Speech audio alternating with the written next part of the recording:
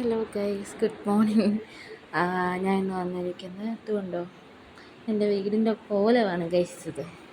ഇങ്ങനെയാണ് എൻ്റെ വീട് ഇപ്പോൾ കിടക്കുന്നത്.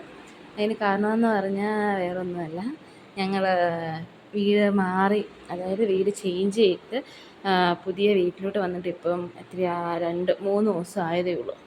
അപ്പോൾ ഓരോന്നിങ്ങനെ അടുക്കി പെറുക്കിയത് കൊണ്ട് ചാക്കട്ടൊക്കെ ഇനി ഇരിക്കുകയാണ് അഴിക്കാൻ. എല്ലാം ഇങ്ങനെ നിരന്ന് തൂക്കി കിടക്കുക. അപ്പം ഇതെല്ലാം ഒന്ന് അടുക്കി പെറുക്കി വെച്ച് കിച്ചൺ ഞാൻ അറേഞ്ച് ചെയ്ത് വെച്ചിട്ടുണ്ട്. കിച്ചൺ മാത്രം അത്യാവശ്യം നീറ്റായിട്ട് ഞാൻ വെച്ചു. കുറേയൊക്കെ അടുക്കി വെച്ചു.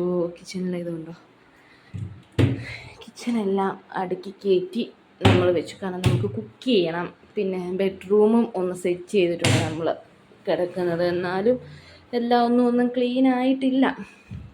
അപ്പം അതുകൊണ്ട് ഇവിടെയൊക്കെ അത്യാവശ്യം ഞാൻ അടുക്കി പെറുക്കി വെച്ചു. പിന്നെ കുഞ്ഞും കൂടി ഉള്ളതുകൊണ്ടാണ് ഇത്രയും ലേറ്റ് ആകുന്നത്. ഞാനും അവളും തന്നെ ഉള്ളല്ലോ. അപ്പം അവൾ എഴുന്നേറ്റാൽ പിന്നെ അവളിതേ ഇങ്ങനെ ഈ സമയത്ത് ഉറങ്ങുന്ന സമയത്താണ് ഞാനിതൊക്കെ ചെയ്യുന്നത്. അവൾ ഉറങ്ങുമ്പോഴേ നമുക്കിതൊക്കെ ചെയ്യാനും നടക്കത്തുള്ളൂ. ഇതുകൊണ്ടോ എല്ലാം ഇങ്ങനെ നാശകോശമായിട്ടിരിക്കുകയാണ്.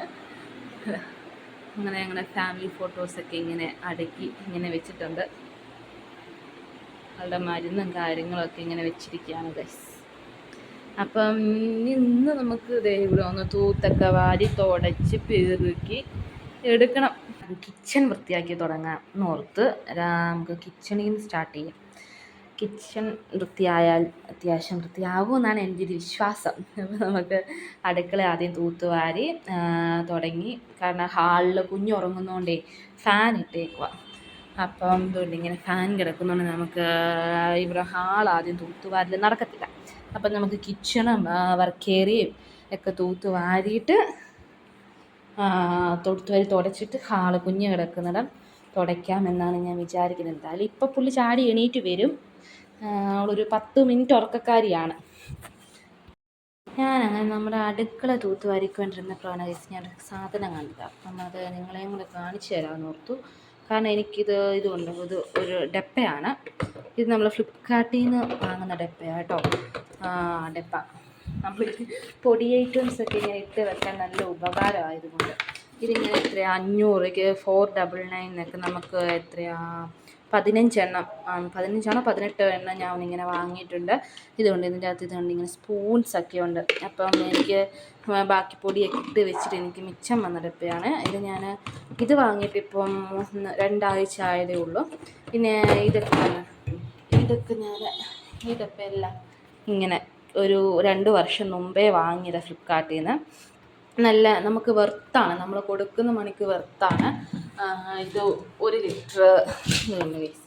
ഇതിന് ഞാൻ ഒരെണ്ണം എടുത്ത് ഇട്ട് വെച്ചതാണ്. ഉഴുന്നിട്ട് വെച്ചതാണ് കേട്ടോ.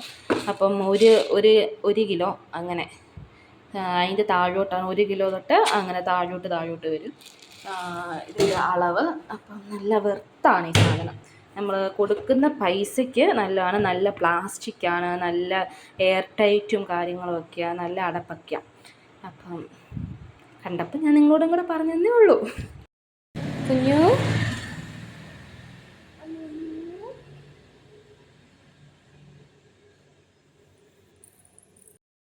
അടുക്കളയും ഹാളും ഒക്കെ ഓരോണ്ട് തുടച്ചപ്പോഴത്തേക്ക് ഇതുണ്ടോ ഒരാളിരിക്കുന്നത് വന്നതുണ്ടോ.